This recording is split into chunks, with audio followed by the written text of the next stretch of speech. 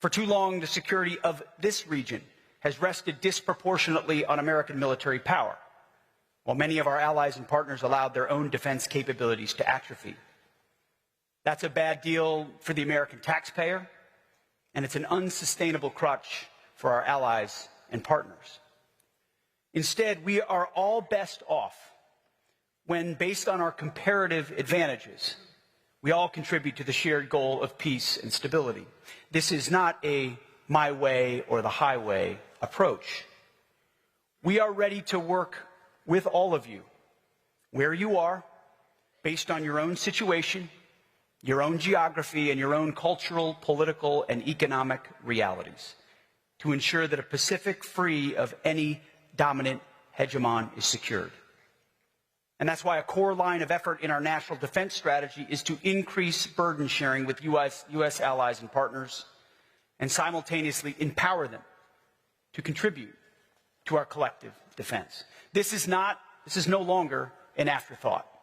It's an essential ingredient of our strategy. President Trump has been crystal clear about this from day one in his first administration and now in his second. Alliances only work when they are true partnerships. It is a two-way street. You don't have a strong alliance unless everyone has skin in the game. No freeloading. History is not over. Alliances are not judged by the number of flags, but by the number of formations. We don't need more conferences.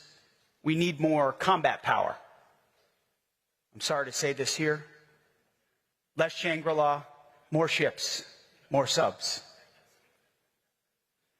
For too long, polite pleas from our European allies to spend more on their own defense fell on deaf ears.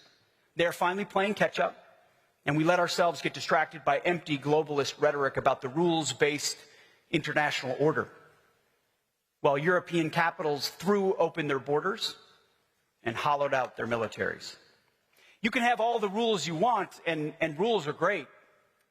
But if you can't back them up with hard power, the rules are not worth the paper they are written on.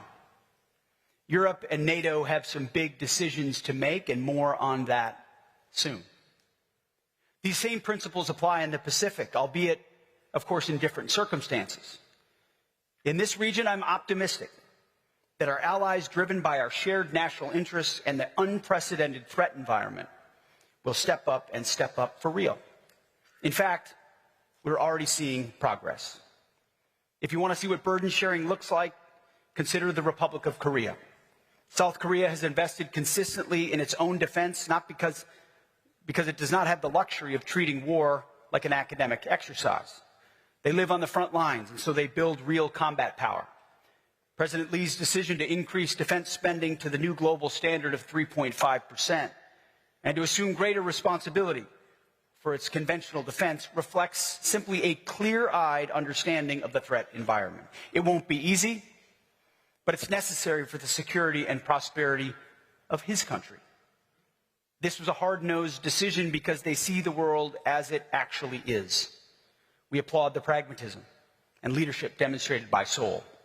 The region will be far more stable and more secure when other allies and partners follow that path.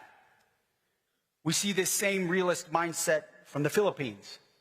Manila is shifting its focus to external defense and enhancing interoperability with U.S. forces. And it's not just talk. Earlier this month, we concluded the largest ever Balikatan, which featured joint training and exercises involving the most advanced U.S. capabilities. The Philippines is also investing more to modernize its military and its Coast Guard, with President Marcos signing a budget this year that includes a 12% increase in defense spending. This spending increase will fund the Philippines' multi-year effort to develop a modern, technologically advanced, and interoperable force that can plug in and fight alongside American warfighters. We're seeing a similar and critical shift in Tokyo. Japan is taking concrete steps to accelerate its defense transformation. Together, we are enhancing our force posture and investing in the right capabilities.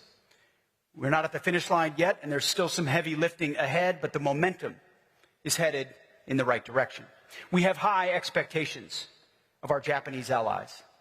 And together we can and must each pull our weight to strengthen the U.S.-Japan alliance. Strong, quiet, clear.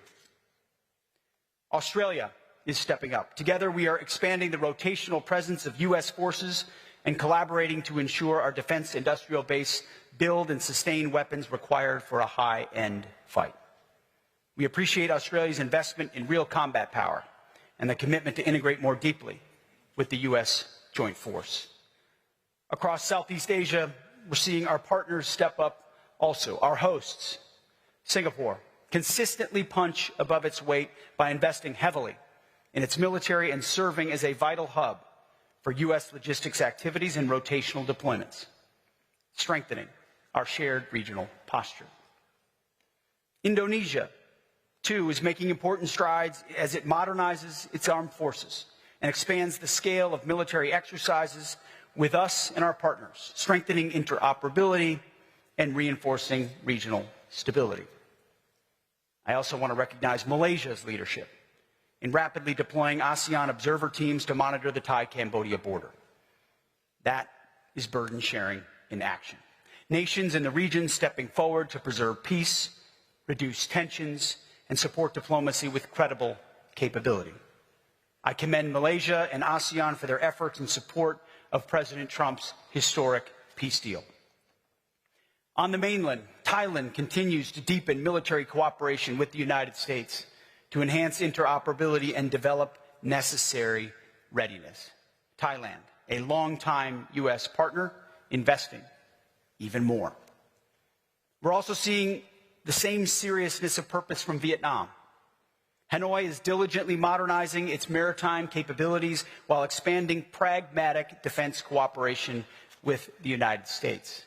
Vietnam is a great example of how nations with distinct histories and different political systems can work together in practical ways, advancing discrete efforts where our interests align to maintain a stable regional balance. And in South Asia, India is a critical anchor to hold the line. A powerful India acting in its own self-interest advances our shared goal of maintaining a balance of power across the region. India is modernizing its military to carry its share of the security burden, particularly in the Indian Ocean. It's building out the heavy industrial and logistics capacity to sustain high-end military operations, including the ability to repair and maintain our shared platforms and support U.S. Navy vessels operating forward in the theater. We've also committed to pursuing co-production with India to advance capabilities like Javelin anti-tank guided munitions. Real, tangible steps to improve the collective readiness of our forces. This kind of industrial muscle isn't just a long-term goal, it's an immediate operational imperative. And the United States Department of War is leading the way. America is undergoing a historic national manufacturing mobilization of our defense industrial base. We will produce the best weaponry in the world at scale, at speed, and at a reasonable price. This is my personal commitment to all of you, and it is our president's demand. And it's why President Trump, after spending $1 trillion on defense last year, plans to make a generational investment of $1.5 trillion on defense this year to unleash America's arsenal of freedom and expand America's military dominance for decades to come, a generational investment. President Trump is setting the gold standard. We demand 3.5% from our allies and partners, and we are going well beyond that number. We expect every single ally and partner to match that kind of resolve. For those nations that rise to this challenge, that embrace responsibility as true partners, the benefits will be clear. As our strategy states, we will prioritize working with model allies, those nations who are most capable, clear-eyed, and ready to defend their national interests. For those nations, we are moving them to the front of the line. expedited arms sales, deep industrial-based collaboration, expanded intelligence sharing. The list goes on, the benefits many. But for those who believe they can continue to free ride on the generosity of the American taxpayer, hear us now. Those days are over. Allies who refuse to step up and carry their own weight for our collective defense will face a clear shift in how we do business. President Trump believes in helping countries that help themselves. And the United States Department of War feels the exact same way. That is the nature of burden sharing. It's what we owe each other, and most importantly, what I owe the American people and my troops, the most precious asset we have. The world today is unforgiving, and that's why this bold path is a matter of strategic necessity. We have a responsibility to our people to shape the world that comes next. And under President Trump's leadership, that is exactly what the United States of America is doing. The U.S. War Department is advancing an America First, peace through strength, common sense agenda. We are reviving our warrior ethos inside our ranks. We are rebuilding our great military, and we are reestablishing the deterrence that was so dangerously allowed to erode under the Biden administration. Under President Trump, we have the most powerful and capable military in the history of the world. But our approach is not one of isolation. America First does not mean America alone, but it means realist engagement with a clear eye toward defending our most vital national interests. It's an approach that values actions over words and sees alliances as true partnerships, measured by the sovereign strength and capabilities brought to bear by each member.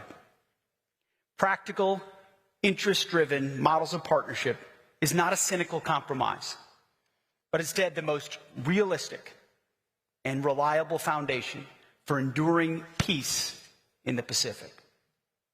Our approach asks Pacific nations to do what many are already eager to do: invest seriously in their own defense, contribute more to collective security, and work with the United States in pragmatic ways that advance our shared interests. If there was a thesis statement for my remarks this morning, it would be this: join us in embracing this vision, in building a team of strong, self-reliant nations fully capable of defending their own sovereignty while contributing to our collective security, in preserving the favorable balance of power that benefits all of us. Strong, quiet, clear. I've said this before, but it bears repeating again and again. Those who long for peace must prepare for war.